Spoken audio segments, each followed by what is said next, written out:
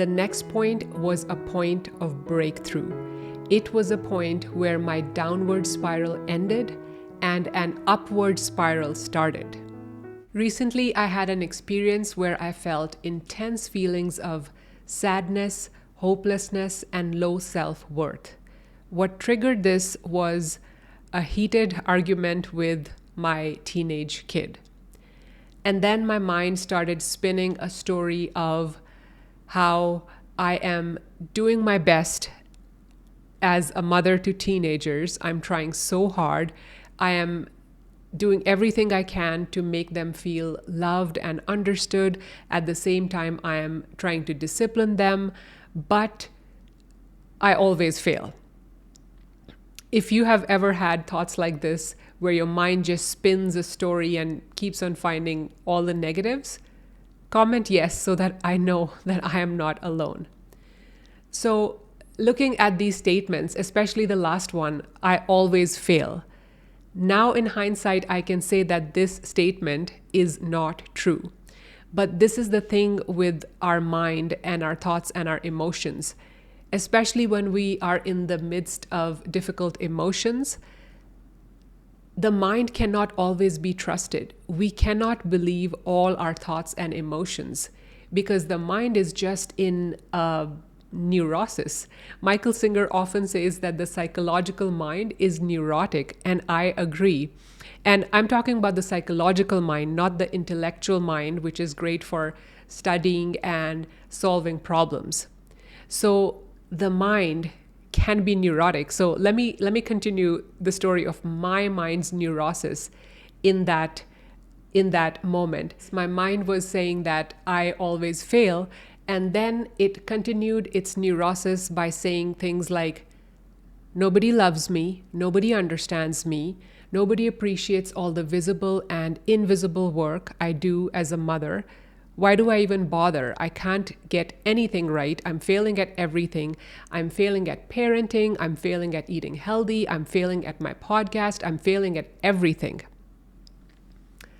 Wow, dramatic much? But in that moment, I believed all these statements to be true. Now, of course, I know they're not true because I'm out of that situation. But in that moment, I believed all these statements and I felt intense sadness and low self-worth and hopelessness. Everything felt dark.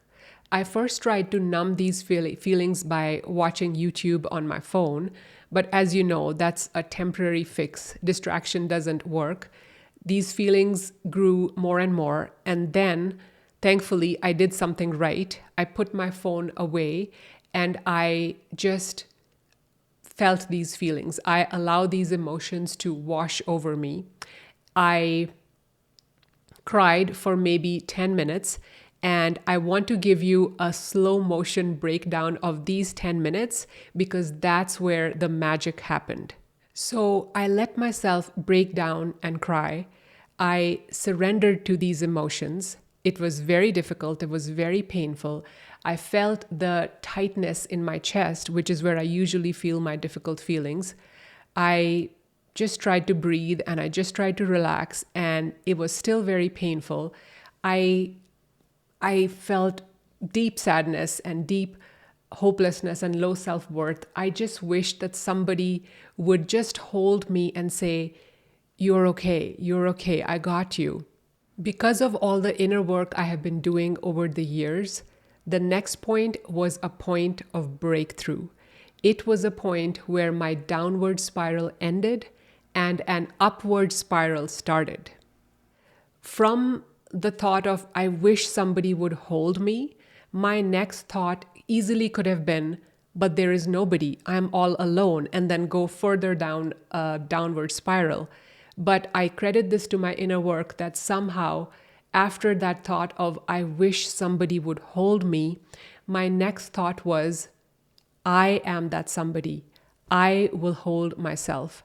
I will hug myself. I will hold my lower self and help it to let these thoughts and emotions pass through it.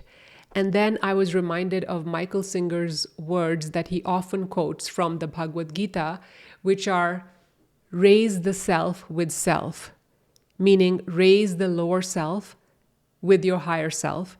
Don't trample the self.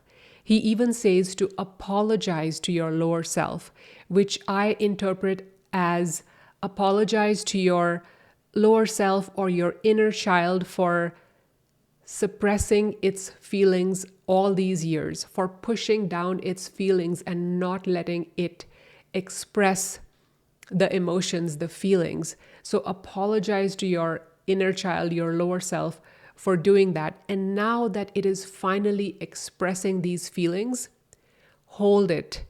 Hold it while it is trying to finally let these feelings pass through it. Hold it while it is going through this pain, just like you would hold a child. Don't trample it. Don't judge or scold it for having dark thoughts. Instead, just hold it while it is having those dark thoughts to let those thoughts pass through. And so these thoughts comforted me. Then I started crying even more, but these tears were different. These tears were not the original tears of sadness and hopelessness. These tears were tears of love. I felt really comforted by the feeling of holding myself, holding space for myself, and finally surrendering to the pain, surrendering to the emotion, and let it pass through me. And then the darkness began to slowly lift away. Light and hope started to seep back in. So I believe what I did was, by relaxing through the pain, I was able to transmute the feelings of sadness and hopelessness into love. And I'm so grateful to Michael Singer for helping me to understand and apply this whenever I'm going through difficult situations. This experience proved to me that difficult emotions do not last forever. You just have to let them pass through you and not resist them. They just want to be seen and acknowledged and felt, and then they will pass.